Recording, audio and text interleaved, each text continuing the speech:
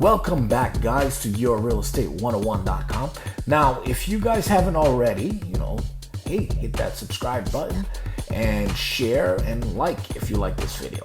Here are my top 5 things you probably didn't know about the New York new extension for September. Number 1, you will be allowed to challenge the declaration by the tenant for hardship.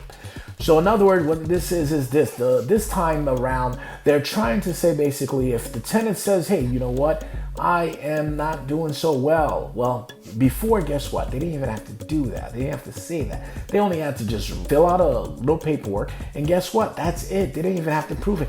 They also could say the opposite. Now, fun story. I said in one of my videos before that I had actually went to court and the lady's declaration was that she was getting too many hours at work, and she said that was hard, and the judge acknowledged that it was terrible. He said, poor dear. But here's the point, it did not matter because the law stated as long as she put that paperwork in, that's all that matters. So she could have said my hardship is that I'm a billionaire. He would still have to say, okay, postpone this case. Okay.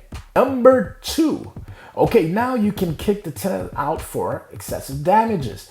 Now, in this situation, what that means is this. If the tenant's kicking your windows, your doors, and doing things and damaging things, especially if like water damage and they're not letting you in and those kind of things, well, guess what? You can now say, hey, look, this tenant's destroying my house. I want to kick him out. That is a pretty good thing because there are a lot of properties around. You can go on YouTube, watch some of the videos around. You will find out there are a lot of tenants who are just destroying the places. Okay, number 3, you can kick a tenant out for public nuisance. Now, here's what that is. Pretty much if the tenant is selling drugs or doing something, causing trouble, throwing parties after the other. Now, this is interesting because there was a lot of parties, especially in the Airbnb world. There was a lot of people who just rented apartments and then guess what? Or homes. And guess what? They never left. They stayed in the home. No one could get them out. No court, nothing. And they threw one party after the next. Well, now you can actually go to court and says, listen, the cops been called to this house 10 times, 20 times. This is the issue. This is what's going on. That kind of thing. Okay. Number 4, when in court, you can ask the judge to get the tenant to participate in the rent relief. Now, this is important. Now, how it's going to work is going to be the next question. But the good thing about this is this.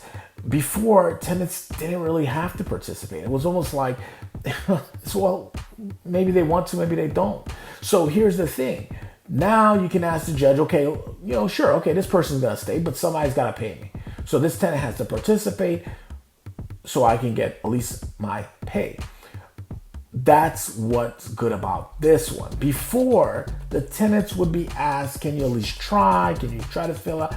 And guess what? There was no incentive. There was no reason to. Why should they waste their time and talk to someone for like 10 minutes or find some paperwork when they can just live for free comfortably anyway?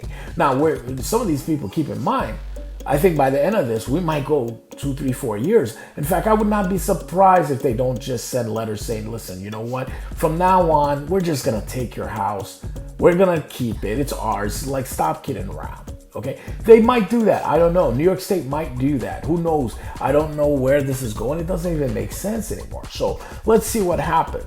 Number 5. This, again, has nothing to do with COVID. Remember, these moratoriums have nothing to do with COVID. No one's expected to get COVID because they get evicted. When you have schools open, that's where the COVID is about to go crazy. They're gonna get hammered with viruses, whether it's gonna be the influenza or it's gonna be COVID. We're gonna see the numbers. Mark my word, you're gonna see the numbers go up. But here's the thing: evictions have nothing to do with COVID. Eviction has nothing to do with COVID. Eviction moratorium has to do is this. They screwed up. A lot of governors became little mini tyrants and they just said, you know what, we're going to show our power. We get to do what we really want to do. So what they did was power grab. Now what's happening is this. They kind of screwed up. They screwed up and there's millions of people who are affected. Now they don't know how to get things back in order. So what they're gonna do, they're gonna do it on the backs of the landlords. They're gonna do it in the back of the landlords. So basically the landlords are gonna sit there and have to take it until they can figure out how to slowly open up eviction. Just like when Governor Cuomo said he's gonna slowly open up that spout, that water spout, so he can slowly let things out. That's why they're kind of like opening up some reasons to be evicted or to have the mortgage foreclosures, and then slowly they're gonna have a couple of one. They want to trickle it down. They want a few evictions, few foreclosures, and then hoping that they can get some rent relief. Maybe the landlords and some of the tenants will change their mind about moving or getting kicked out, and then they can get the New York economy on a stable thing. So they're trying to do it where it will not affect the economy as hard as just opening it up and having like, millions of people out in the street all at once.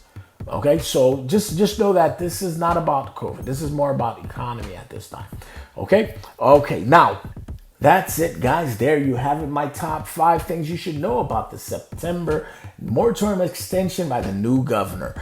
Okay, now here's the thing. If you guys have not already at this point, if you like this, and share it if you think this might help someone, so the person knows what to do.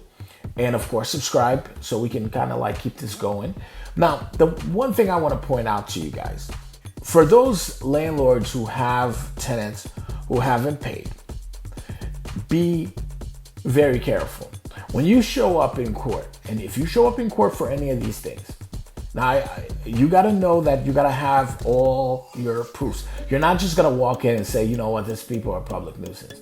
So what you want to do is this. You want to get your photos. If you see that there's a lot of people, if you pass by, take photos. And I'm not telling you to confront a drug dealer or someone who's doing some crime. I'm not telling you to do that. I'm telling you, take photos, call the police if you see them, if parties, call the police. Call the police so that they can record it, so that they can document that that's what was going on. Call the police as much as you have to. Then take those reports, take those things, bring them to court. Say, look, here's the proof. The police went there 5-6 times, right? Here's the pictures of tons of people. Look, they're dropping trash. They're damaging the landscape, etc. Take pictures. Set up a security camera. Set the camera up. Get one of those. There's some new, well, maybe they're not new, I'm not sure, but there's some security cameras that doesn't require to be connected with Wi-Fi. It doesn't require to be connected with wires or electricity. It runs on solar, and you just put your SD card in, and then you put a SIM card. Yeah, like a phone. You put a SIM card. You can put it on a post. It has a solar panel, so it gets electricity from the sun. And then guess what? You record the activities, and then from there you then bring that with you to court. Say, hey, look at all this stuff that's going on. Because here's the thing: your word versus their word is not going to cut it. What's going to cut it is when the judge sees what's going on. He will feel it. He will know what that feels like. But if you show up to court and it's just your word against theirs, you're screwed. You're not going to get anyone out. And keep in mind, you can even show up with all this stuff and it still might not go your way. So just make sure your proof is still substantial. Okay? Now, if there's damages to your house, take pictures of all the damages. And here's the thing, I don't believe a judge is going to kick anyone out for just one broken window. So it has to be substantial damages. If not, just sit tight and wait. Wait until, the stuff happens. Or try to talk to the tenants. Keep your game face on. Don't get all personal with it. I know this is kind of tough to many people, but don't let them in your head, okay? Just go to the tenants and say, hey, look, they're human. Everyone's human, right?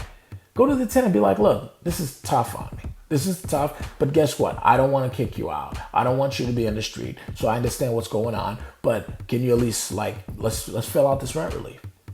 And if they're like, no, I'm not going to fill anything out, or they're being rude about it, just sit back and wait.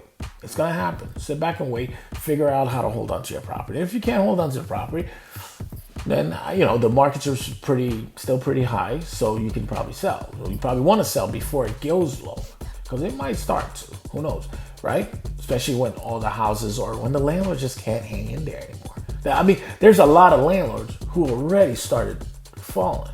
They started, selling their stuff. But keep in mind, the foreclosures are also being held up. So we're not seeing what the real outcome is. They're going to save the tenants, but I don't know if they're going to save the homeowners. Because right now, there's rent relief. There's no mortgage relief. Okay? As far as I know, there's no mortgage relief. So that means that those people, there's all this forbearance stuff, but there's no mortgage relief. So that means those people who haven't paid their mortgage, they're kind of screwed. Okay? So there you guys have it. Like I said, share, subscribe, and write a comment down below. Tell me what you're thinking. Tell me what you're going through. Maybe we can have a great conversation. All right. Thank you very much.